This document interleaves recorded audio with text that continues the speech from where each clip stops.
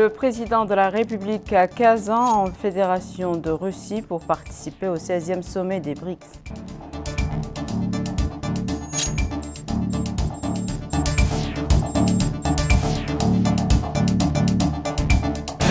La Première Dame supervise le lancement du programme spécial d'intégration scolaire 2024-2025 au profit des enfants non scolarisés en situation difficile.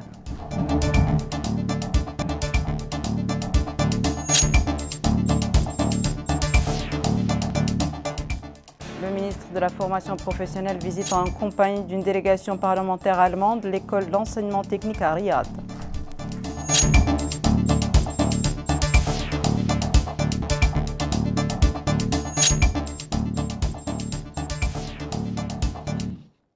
Bonsoir mesdames, mesdemoiselles et messieurs et merci de vous joindre à nous le président de la République, président en exercice de l'Union africaine, M. Mohamed El-Cheikh Al-Ghazouani et la délégation qui l'accompagne sont arrivés ce mardi à Kazan en Fédération de Russie qui va abriter du 22 au 24 octobre le 16e sommet des BRICS.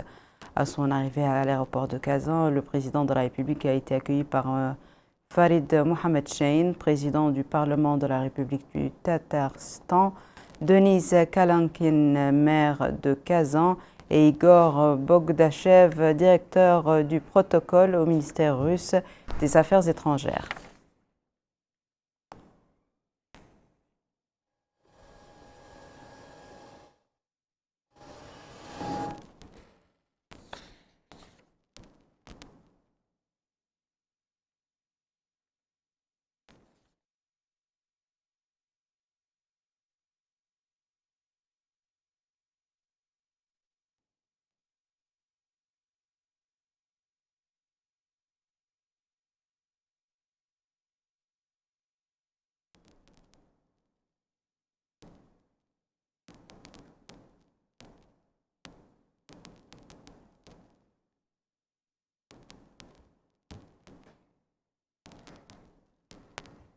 Le président de la République et président de l'Union africaine a pris hier soir l'avion à destination de Kazan, salué à son départ de l'aéroport international de Nouakchott par le Premier ministre, M. Mokhtar Ould-Yaye, entouré du ministre secrétaire général de la présidence de la République, M.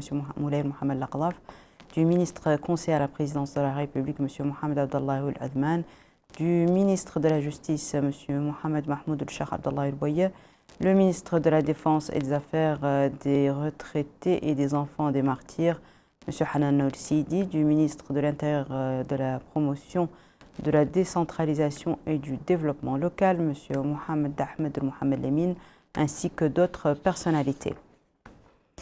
Lancement ce soir à Nouakchott par la Première Dame du programme spécial visant à l'intégration scolaire des enfants non scolarisés vivant dans des conditions difficiles. Dr Mariam Vadalda a indiqué dans son allocution à cette occasion que le programme d'une importance capitale prend en charge cette frange la plus vulnérable de la société. C'est un compte-rendu de Moussa Ndiaye. La situation difficile des enfants non scolarisés en Mauritanie est en général constatée au sein des franges de la société les plus démunies.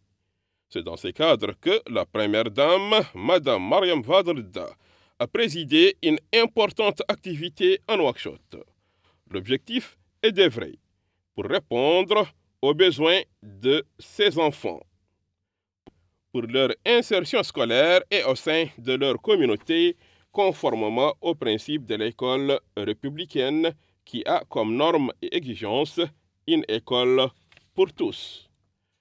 Dans son discours à la cérémonie de lancement du programme spécial d'insertion scolaire 2024-2025 des enfants en situation difficile, non scolarisés, la Première Dame, Dr Mariam Vadalda, a souligné les efforts des autorités publiques qui n'ont ménagé aucun effort pour la protection et la promotion des franges de la société les plus démunies. Les efforts des autorités publiques, dit-elle, ont pu insérer des enfants en situation difficile au sein de l'école républicaine avec la contribution des différents acteurs dans le domaine de la protection et l'insertion des enfants. La Première Dame a ajouté que plus de 1400 enfants ont été insérés au cours de cette année dans les wilayas qui abritent les différentes filières du Centre de protection et insertion des enfants. L'objectif, a précisé la Première Dame, est de faire de l'enseignement en Mauritanie une école pour tous.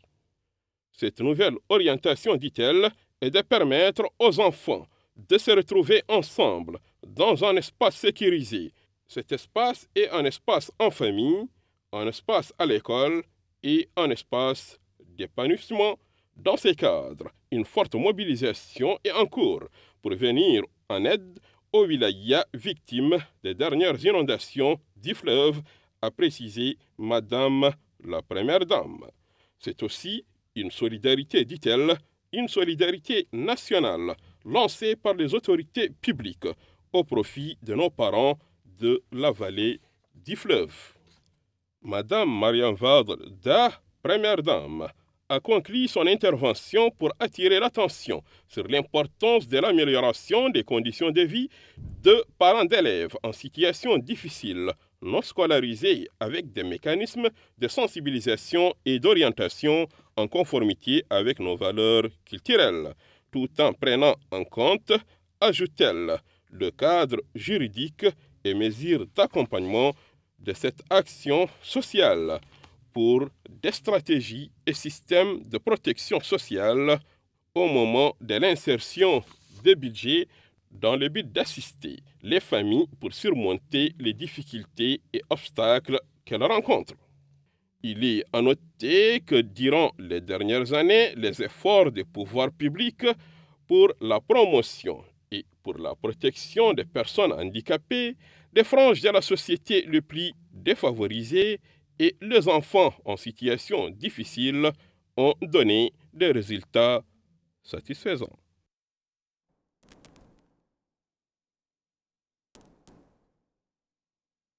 L'actualité parlementaire marquée par l'entrevue que le président de l'Assemblée nationale, M. Mohamed Boumoguet, a eue ce mardi avec Dr Florian Rindel, ambassadeur de la République fédérale d'Allemagne dans notre pays, accompagné de 6 parlementaires du Bundestag. Les échanges ont porté sur les relations de coopération parlementaire ainsi que sur d'autres sujets d'intérêt commun, notamment dans les domaines économiques, du développement, de la lutte contre l'immigration clandestine et du terrorisme. En marge de cette audience, une réunion s'est tenue entre le groupe d'amitié parlementaire mauritano-allemand, présidé par le député et deuxième vice-président de l'Assemblée nationale, M. Ahmedou Mohamed Mahfouz El-Mboualeh, et la délégation parlementaire allemande. Plusieurs axes de coopération entre les deux pays ont été soulevés et convenus de les renforcer pour l'intérêt commun des deux nations. La délégation parlementaire allemande a également effectué une visite guidée des locaux, incluant la chaîne de télévision parlementaire ainsi que l'hémicycle.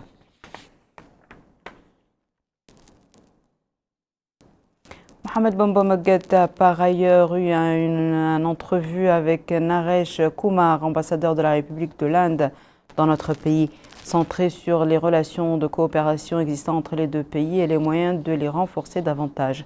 Les deux parties ont également évoqué d'autres sujets d'intérêt commun visant à consolider les relations bilatérales entre les deux pays.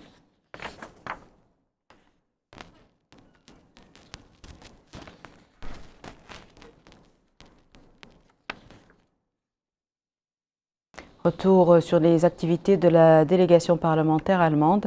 Elle a visité aujourd'hui en compagnie du ministre de la formation professionnelle, de l'artisanat et des métiers l'école d'enseignement technique et de la formation professionnelle dans le domaine de la construction et des travaux publics située dans la Mourada'a de Riyad. Aminata Khan a suivi pour nous cette visite.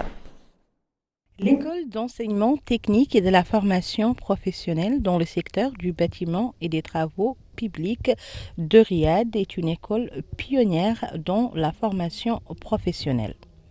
Aujourd'hui, elle a reçu la visite du ministre de la formation professionnelle et de l'artisanat, Mohamed Mel'ainin Oul-Iyi, accompagné d'une délégation de parlementaires allemands. Sur place, la délégation s'est rendue dans les ateliers de menuiserie, d'aluminium et de maçonnerie où ils ont reçu d'amples explications sur la nature du travail, mais également sur la formation. Le ministre a souligné que grâce à l'excellente coopération avec l'Allemagne, cette école intègre les jeunes dans la vie active pour mieux les insérer dans le marché du travail. Cette école fait un pas exceptionnel en matière d'insertion des jeunes dans la vie active, en matière d'appui à l'économie de cette commune et en matière d'appui aux entreprises de la commune. Ce projet a assuré l'extension et l'équipement de l'école d'Atar. Il est en train de travailler à Rosso pour assurer également l'extension de cette école de Rosso. Il y a des travaux qui sont en cours au Centre supérieur d'enseignement technique pour également aider cette école à se développer, à offrir des services à la population mauritanienne et à l'économie mauritanienne.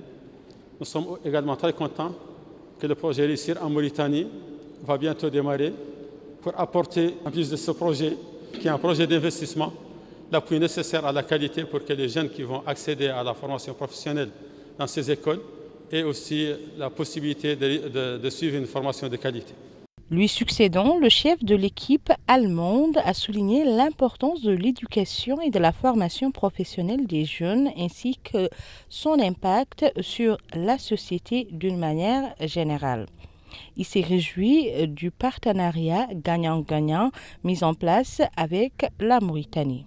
Le directeur de l'école de la formation s'est exprimé. Il a déclaré en substance: La situation école de l'école est sur la voie de la réussite en coopération avec la KfW et en partenariat avec les institutions nationales. Tous les jours, ensemble, nous travaillons à améliorer le service de cet établissement. Nous exprimons notre entière satisfaction quant aux résultats obtenus, puisque cet établissement unique en son genre ici en Mauritanie a été créé et doté des équipements les plus modernes. Il est à noter que cette visite s'est déroulée en présence du secrétaire général du ministère ainsi que des autorités administratives et sécuritaires de la municipalité de Riyad. Le ministre de la Santé poursuit sa tournée d'information dans le sud du pays. M. Abdallah El-Sidi Mohamed Louadi était ce mardi à Kaïdi où il a visité le centre de santé et le centre hospitalier de Kaïdi sur lesquels il a reçu de la part de leurs responsables des explications et observations sur le niveau des prestations sanitaires. Le ministre avait auparavant visité les structures de santé d'Umboud et l'Exrib. Le récit de Bokaba est là-bas. Première étape, le centre de santé du quartier moderne à Kaïdi. Sur place, le ministre de la Santé, Abdallah Sidi Mohamed Wadi, a été édifié sur le fonctionnement de cette structure sanitaire et la nature des prestations offertes, ainsi que les difficultés auxquelles elle est confrontée. Seconde étape, le centre hospitalier de Kaïdi. Là aussi, le ministre de la Santé s'est informé du fonctionnement de la structure et la situation des patients dans les pavillons d'hospitalisation. Il a mis à profit cette visite pour écouter les explications et observations sur les services de santé de la part du directeur de la structure. Au terme de ces deux visites, le ministre de la Santé a présidé une réunion en compagnie du Wadi du Gorgol Ahmed Raoul Sidi Abba. Et à cette occasion, des doléances et des propositions ont été présentées par des élus, des travailleurs du secteur de la santé et des acteurs de la société civile. Abdallah Sidi Mohamed Wadi a déclaré que cette visite s'inscrit dans le cadre de la volonté des autorités du pays de s'informer de façon régulière des conditions de vie des citoyens.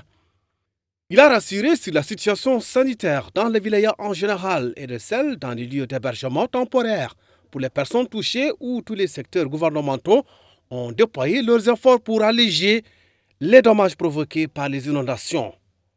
Hier, le ministre de la Santé avait visité le centre de santé d'Umboud et le centre de santé de l'Ixaïba, où il a été informé du fonctionnement de ces deux structures et les insuffisances observées.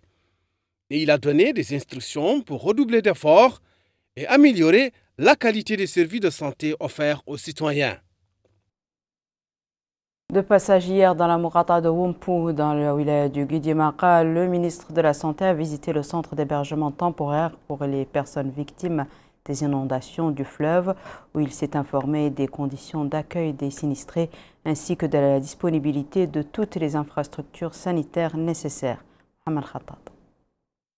C'est en compagnie du wali du Guidimaka, M. Ahmed Ahmed, que le ministre de la Santé, M. Abdallah Sid Mohamed Wadi, a effectué cette visite au centre d'hébergement temporaire pour les personnes victimes des inondations du fleuve dans la Mokata'a de Wompu, où il s'est enquis de la situation sanitaire du centre d'hébergement et de la disponibilité de toutes les infrastructures nécessaires.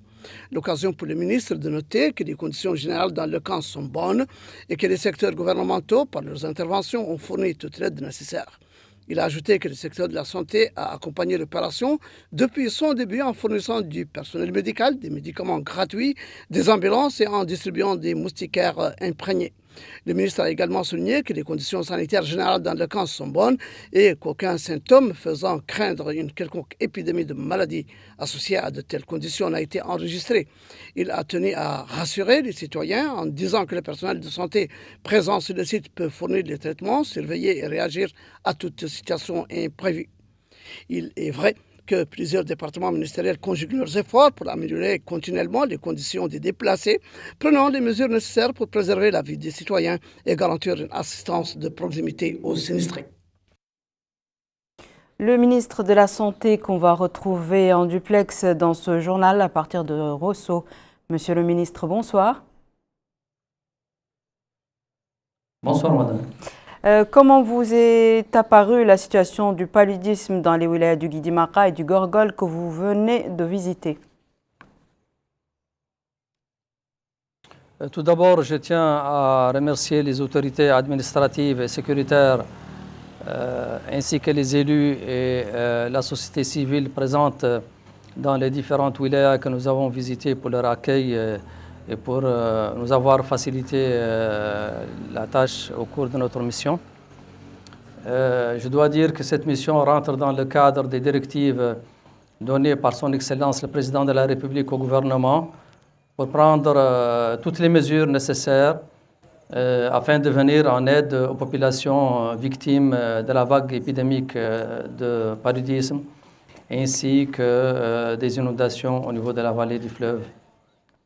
La situation du paludisme globalement a été bien sûr présente dans les wilayas, surtout au niveau du Tagan, de Brakna, de l'Assaba et de Dohod.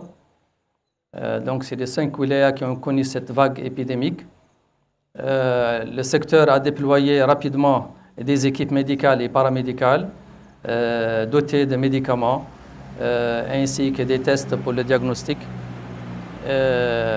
Avec des ambulances et aussi à mener des campagnes de sensibilisation au niveau de la population pour utiliser les moustiquaires imprégnés afin de prévenir l'épidémie de paludisme. Ces mesures, en étroite collaboration avec les autorités locales, ont heureusement eu un impact très positif.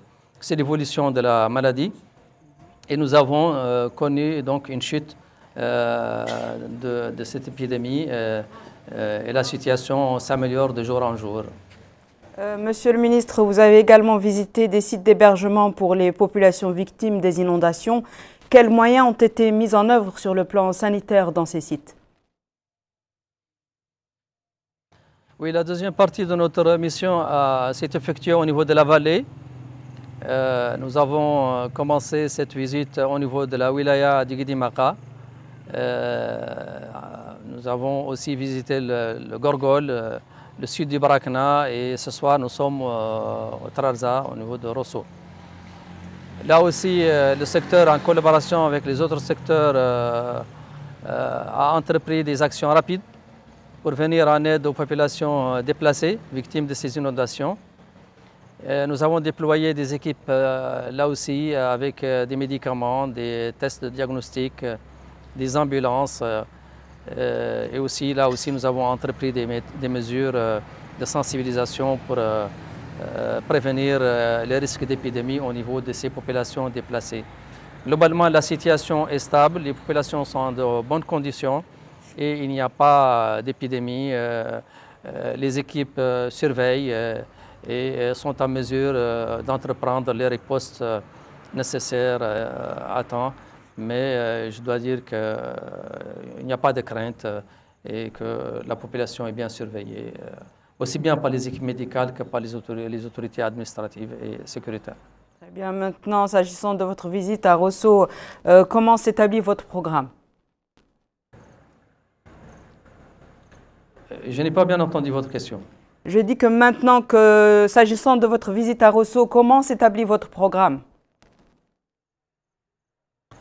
Eh bien, nous allons retourner à Nouakchott demain, après avoir visité les structures de santé au niveau de Rosso, l'hôpital de Rosso et le centre de santé. Nous allons évaluer notre visite, évaluer les points faibles et les points forts de notre système de santé. Nous avons des idées pour améliorer la performance de notre système, pour pouvoir répondre efficacement aux aléas climatiques qui sont responsables de plus en plus d'épidémies, de catastrophes naturelles. Notre système doit s'adapter, il doit être plus fort et plus résilient. Merci beaucoup, Monsieur le ministre, d'avoir accepté notre invitation et d'avoir répondu à nos questions. Merci beaucoup.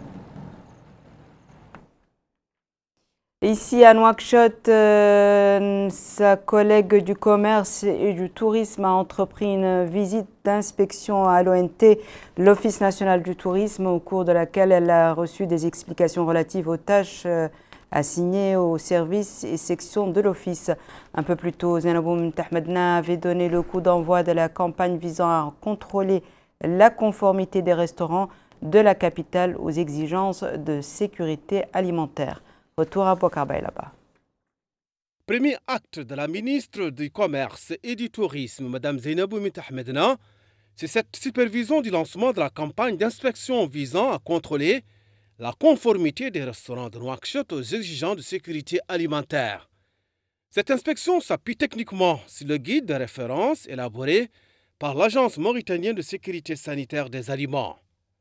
L'occasion pour la ministre de souligner la nécessité de sensibiliser tous les citoyens et les investisseurs sur la nécessité de respecter les exigences sanitaires et les lois en vigueur pour préserver la sécurité alimentaire ainsi que la rigueur et la légalité des procédures suivies. Deuxième acte, c'est cette visite à l'Office national du tourisme. La visite a englobé divers services de l'Office. Sur place, la ministre du Commerce et du Tourisme a été édifiée du fonctionnement de ces différents services et les conditions dans lesquelles le personnel travaille. Troisième acte, c'est cette réunion dans les locaux de l'Office national du tourisme. Et à cette occasion, la ministre du Commerce et du Tourisme, Mme Zainabou Mtahmedna, a déclaré que le département chargé du tourisme apprécie les efforts de la direction de l'Office et de son personnel, exprimés à travers sa contribution à la création d'une bonne image du pays et de ses divers atouts touristiques naturels, culturels et patrimoniaux.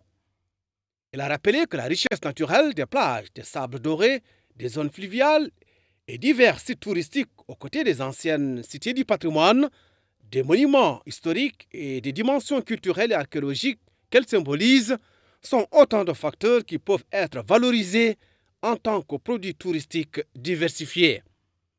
Enfin, l'assistance a eu droit à la projection d'un film documentaire sur le développement et la valorisation des projets touristiques et du patrimoine culturel riche et diversifié de la Mauritanie. Refermons ce journal par le coup d'envoi aujourd'hui à Nouakchott de l'acheminement des intrants et équipements agricoles vers les zones de production. Une opération qui s'inscrit dans le cadre de la campagne maraîchère et de la culture du blé pour l'année 2024-2025. Mohamed Khattab. C'est une opération d'envoi des intrants et de matériel agricole destinés aux agriculteurs des wilayas agropastorales du pays, supervisés par le secrétaire général du ministère de l'Agriculture et de la souveraineté alimentaire, M. Ahmed Salem Moularbi, qui s'inscrit dans le cadre du programme de culture du blé 2024-2025. Le coup d'envoi a été donné depuis le Centre national de l'étang acrédien de Dar Naïm, dans la wilaya de Nouakchott Nord, où le secrétaire général a suivi un exposé présenté par le directeur du Centre national de recherche agricole, M. Baba Ahmed Ould Nagra, relatif aux différents programmes de recherche du centre, ses perspectives prometteuses ainsi que sur les améliorations enregistrées par cette structure au cours des dernières années pour satisfaire les exigences de recherche agricole dans le pays. L'occasion pour le secrétaire général du ministère de l'Agriculture et de la Souveraineté alimentaire de souligner que cette intervention vient en soutien aux agriculteurs dans les zones de production et que l'envoi de ces équipements et intrants comprend 21 tracteurs polyvalents dans le processus agricole et des quantités de semences, dont 8000 kg de potagères et de 144 tonnes de semences de blé améliorées, en plus de véhicules à 3 roues pour favoriser l'introduction de la mécanisation agricole dans le système agricole dans toutes les zones de production. Il faut noter que le secrétaire général a inspecté divers équipements, outils et intrants agricoles, a été informé sur leur disponibilité pour leur utilisation lors de la campagne agricole 2024-2025. Voici à présent, mesdames et messieurs, le rappel des titres. Le président de la République à Kazan en Fédération de Russie pour participer au 16e sommet des BRICS.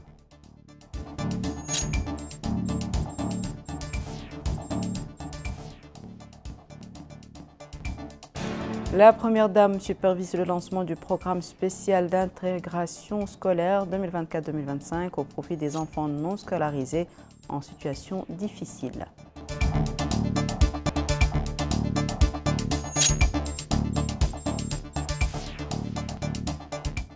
Le ministre de la Formation professionnelle visite en compagnie d'une délégation parlementaire allemande l'école d'enseignement technique à Riyad.